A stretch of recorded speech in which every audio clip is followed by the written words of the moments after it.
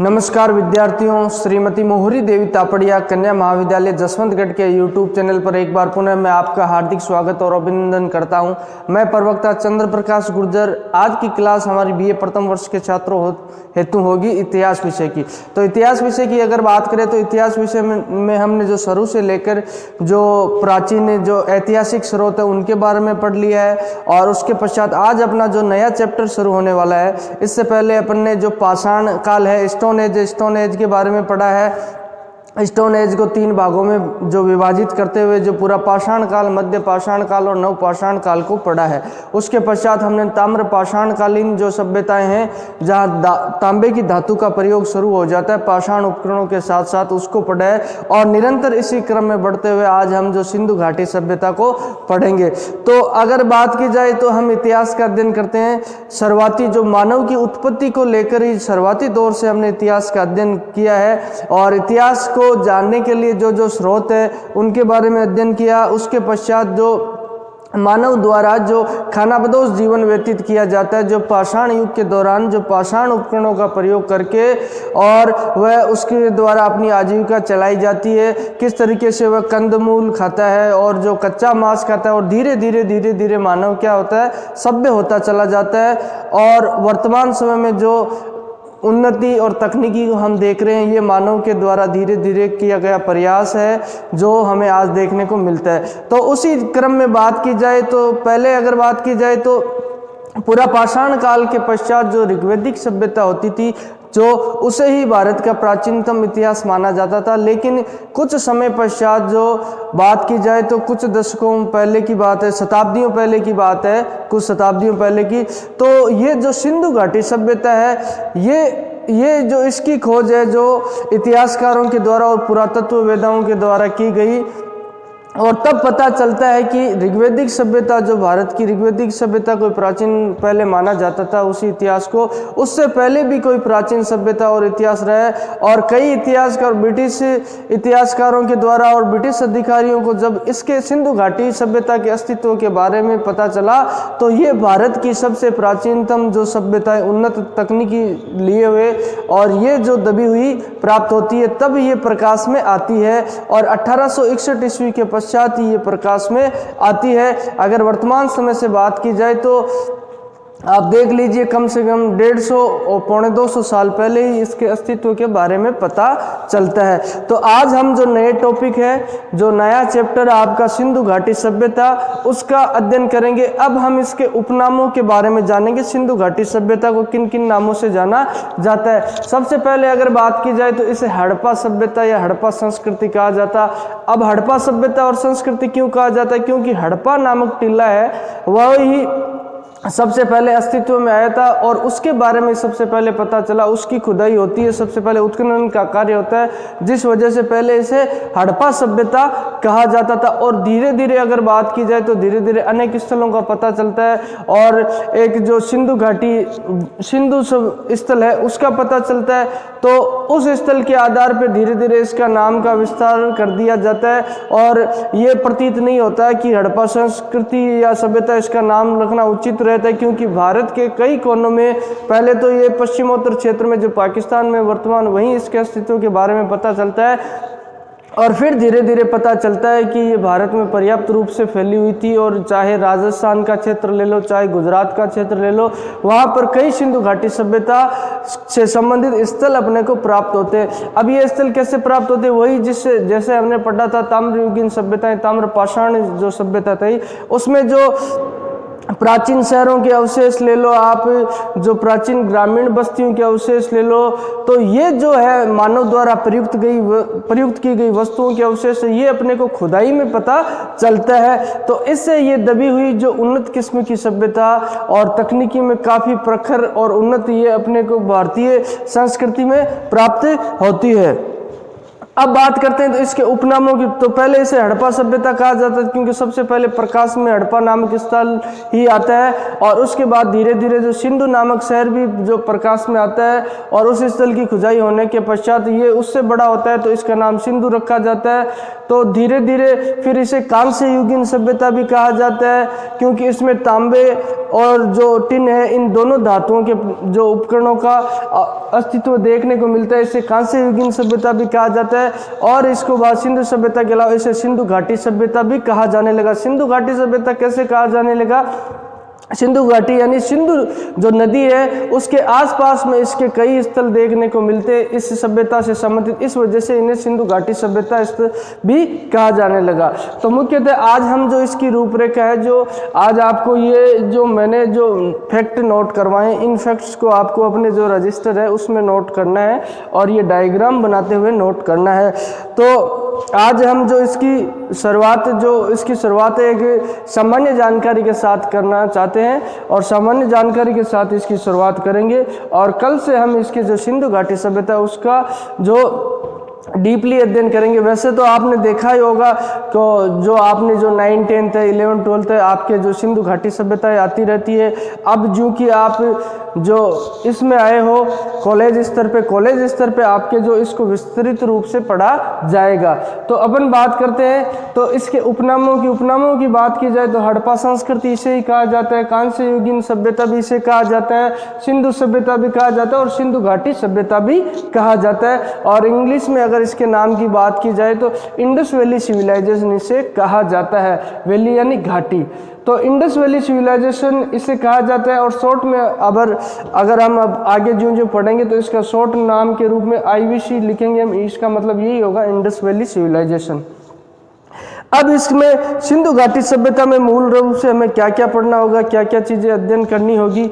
तो इसका जैसे कि आपके चैप्टर के तहत दे रखा उद्गम, यानी इसका उद्गम स्थल कहाँ कहाँ मिलते हैं, इसकी शुरुआत जो कौन कौन से एरिया से अपने सिंधु घाटी सभ्यता से संबंधित जो स्थल प्राप्त होते हैं वो, और उसका उद्गम कब तक हुआ था, कब ये सभ्यताएं अस्तित्व में थी, इसके बारे में पढ़े। विस्तार एक्सटेंट है, जो इसका विस्तार है उसके ऑरिजिन ये उद्गम है, और एक्सटेंट यानी विस्तार है, विस्तार के बारे में पढ़े। कहाँ से कहाँ तक कितने क्षेत्र में फैली हुई थी। नगर योजना जो सिटी प्लानिंग है, किस तरीके से जो नगरों का निर्माण अपने को देखने को मिलता है। और आर्थिक संगठन इकोनॉमिक ऑर्गेनाइजेशन है, इसके बारे में पढ़ेंगे।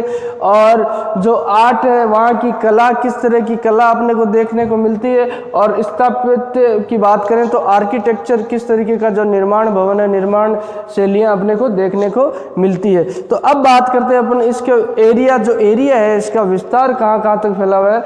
बात की जाए तो इसका दायरा कहाँ से कहाँ तक रहता है, उसके बारे में हम पढ़ेंगे। दायरे की अगर बात की जाए तो उत्तर दिशा में कौन से शहर तक फैली हुई है, दक्षिण दिशा में कौन से शहर तक फैली हुई है, पूर्व दिशा में कहाँ तक है, पश्चिम दिशा में कहाँ तक है। तो सबसे पहले बात की जाए उत्तर दिशा में इसका विस्तार देखा जाता है। जो मांडा नामक स्थल है जो सिंधु घाटी सभ्यता से संबंधित है, और ये वर्तमान में जम्मू कश्मीर में स्थित है। यहाँ जो चिनाब नदी है उसके पास इस शहर के जो मांडा नामक स्थल के अस्तित्व मिलते हैं। यहाँ पर अपने को सिंधु घाटी सभ्यता से लेकर संबंधित कई तरह की चीज़ें प्राप्त होती है, जिनका विस्तृत रूप से हम आगे अध्ययन करेंगे। तो उत्तर दिशा में कौन रहता है, कौन सा शहर उत्तर में कहाँ तक फैली हुई है, तो आप देखोगे कि मांडा नामक क्षेत्र तक फैली है। और दक्षिण की बात करें तो दायमाबाद है, जो दायमाबाद है ये स्थल कहाँ है, इसकी बात की जाए तो ये दक्षिण दिशा में स्थित है। और दक्षिण दिशा में जो महाराष्ट्र है, महाराष्ट्र राज्य है, अपने महाराष्ट्र राज्य में स्थित है दायमाबाद जो स्थल है, सिंधु घाटी सभ्यता से संबंधित है। और ये परवरा नदी के किनारे पर उसके आसपास है। अब जिज्ञासा और उत्सुकता उस विद्यार्थी के मन में रहता है कि इनकी दूरी कितनी होगी, कहाँ से कहाँ तक फैला है। तो ये दायरा है जो लगभग 1400 किलोमीटर का दायरा रहता है। 1400 किलोमीटर आप अनुमान लगाइए, इतनी विस्तृत सभ्यता अपने को प्राप्त होती है। और उसके पश्चात ये उत्तर से दक्षिण तक आपको पूछा जाए क्वेश्चन, अगर कंपटीशन एग्जाम में भी ऐसे क्वेश्चन पुटअप हो सकते हैं कि उत्तर में जो कहाँ तक सिंधु घाटी सभ्यता विस्तृत है, तो मांडा तक है। और जो जम्मू कश्मीर में स्थित है चिनाब नदी के किनारे पे। और दक्षिण में जो सिंधु घाटी सभ्यता का विस्तार कहाँ तक है, तो ऐसे क्वेश्चन आपके पुटअप हो सकते हैं। तो अब बात करते हैं पूर्व और पश्चिम की ओर। तो पश्चिम की ओर बात की जाए तो सूतका गेंडोर नाम का स्थल है, वहां तक सिंधु घाटी सभ्यता से संबंधित अपने को स्थल देखने को मिलते हैं। और ये कहाँ पे स्थित है, पाकिस्तान में स्थित है। वर्तमान समय की बात की जाए, जब विभाजन के पश्चात भारत और पाकिस्तान में काफी क्षेत्र सिंधु घाटी सभ्यता से जो यहाँ चले जाते हैं, कहाँ पे, पाकिस्तान में चले जाते हैं। और अब तक अगर बात की जाए तो वो अपन आगे बात करेंगे, 350 स्थल अस्तित्व में देखने को मिली हैं सिंधु घाटी सभ्यता से। तो सूतका गेंडोर है, यहाँ तक जो दास्क नदी है, यहाँ तक इसका दास्क नदी के किनारे पर ये बसा हुआ शहर था सूतका गेंडोर। यहाँ से अपने को सिंधु घाटी सभ्यता के अवशेष प्राप्त होते हैं इस स्थल से। तो पश्चिम की तरफ ये रहता है। और पूर्व की तरफ बात की जाए तो आलमगीरपुर है, वो कहाँ है, वर्तमान समय में स्थित। उसकी बात की जाए तो उत्तर प्रदेश में स्थित ये स्थल है। और हिंडन नदी के किनारे पे, हिंडन नदी के आसपास रहता है। यहाँ से भी अपने को सिंधु घाटी सभ्यता से संबंधित जो स्थल प्राप्त होते हैं और उसके कई तरह की वस्तुएं और अस्तित्व जो अपने को देखने को मिलते हैं। अब इनकी दूरी कितनी रहती है, लगभग 1100 किलोमीटर तक इनकी दूरी रहती है। और इन क्षेत्रों में जो सिंधु घाटी सभ्यता से संबंधित अपने को स्थल प्राप्त होते हैं। और पश्चिमोत्तर क्षेत्र की बात करें, जो सोर्तगोई नामक स्थल होता है, पश्चिमोत्तर क्षेत्र में ये स्थल मिलता है, यहाँ तक इसका विस्तार देखने को मिलता है। और ये क्षेत्र कहाँ पे स्थित है, तो अगर बात की जाए तो ये अफगानिस्तान में स्थित क्षेत्र है सोर्तगोई। और यहाँ से भी सिंधु घाटी सभ्यता के जो अवशेष अपने को प्राप्त होते हैं। तो ये इस तरीके से सिंधु घाटी सभ्यता का जो एरिया अपने को देखने को मिलता है। और लगभग इसका जो विस्तार माना जाता है, 900 मील तक इसका विस्तार माना जाता है। अब इन दायरे में बात की जाए तो सिंधु घाटी सभ्यता से संबंधित साम्यता रखने वाले कई शहर और कई ग्राम है जो अपने अस्तित्व में आते हैं। और इनकी खुदाई हुई है समय समय पर। और यहाँ से अपने को इस सभ्यता से संबंधित कई तरह के अवशेष प्राप्त होते हैं।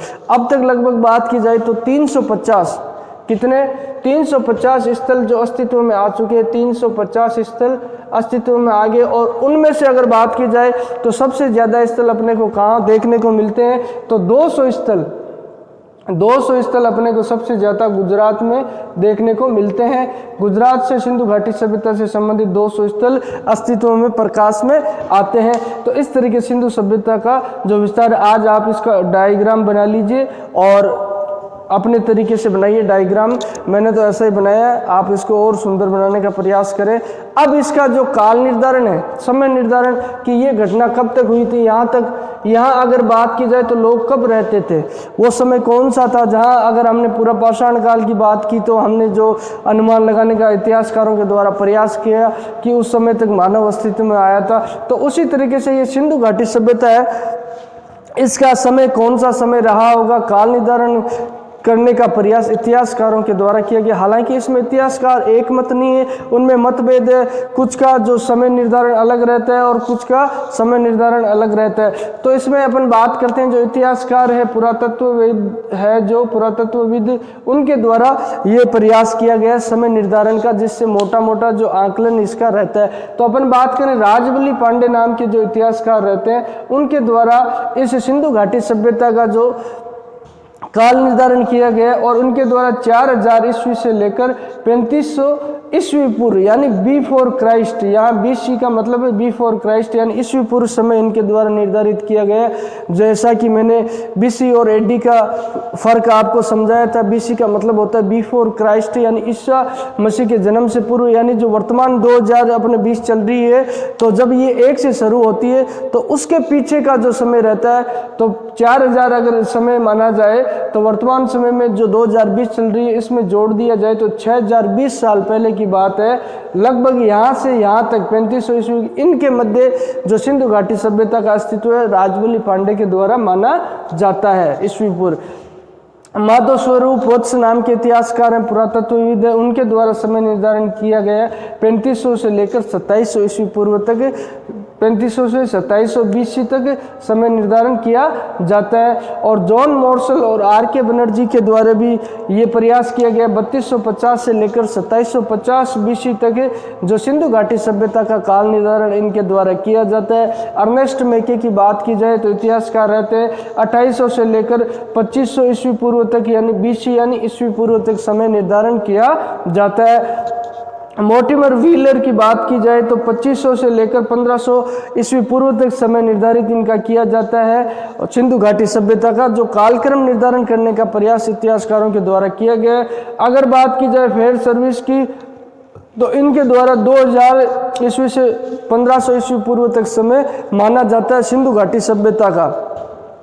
और सर्वाधिक मान्य जो सर्वमान्य मत है वो DP अग्रवाल का माना जाता है। और 2300 ईस्वी से लेकर 1750 ईस्वी तक का जो काल है जो समय है वह जो सिंधु घाटी सभ्यता का समय इनके द्वारा माना जाता है और सर्वमान्य मत है। और इनके द्वारा जो C14 जो कार्बनिक विधि होती है जो इतिहास में जो समय निर्धारण के लिए प्रयोग में किया जाता है, जो समय समय के दौरान किसी वस्तु में चाहे पेड़ ले लो आप चाहे कोई हड्डी ले लो उसमें जो C14 नामक का कार्बन पाया जाता है और उसका कुछ समय पश्चात वह घटता रहता है तो उसके आधार पर काल निर्धारण किया जाता है। तो DP अग्रवाल का जो मत है काल निर्धारण है वो सर्वाधिक सर्वमान्य माना जाता है।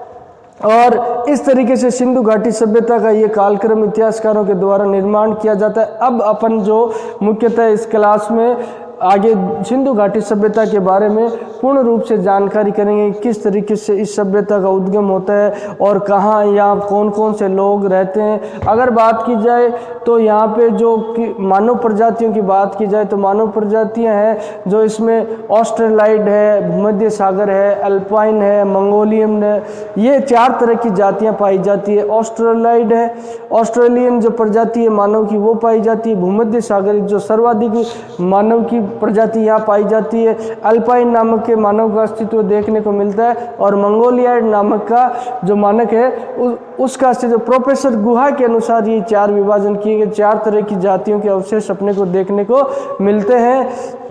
और अब हम इनके बारे में जो किस तरीके से इसका उद्गम होता है, किस तरीके से और किस तरीके से सिंधु घाटी सभ्यता है जो अस्तित्व से चली जाती, किस तरीके से इसका विनाश होता है।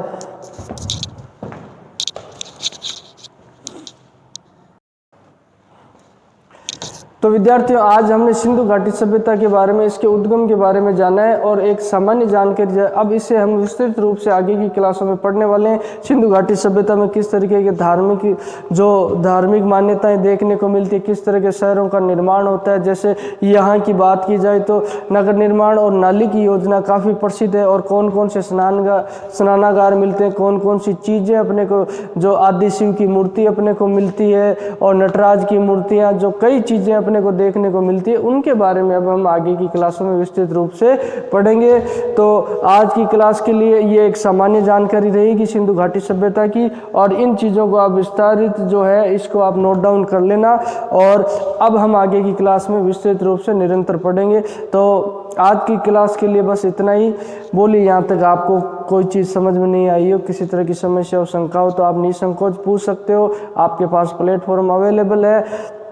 तो आज की क्लास बस इतनी। सभी विद्यार्थियों का बहुत बहुत धन्यवाद।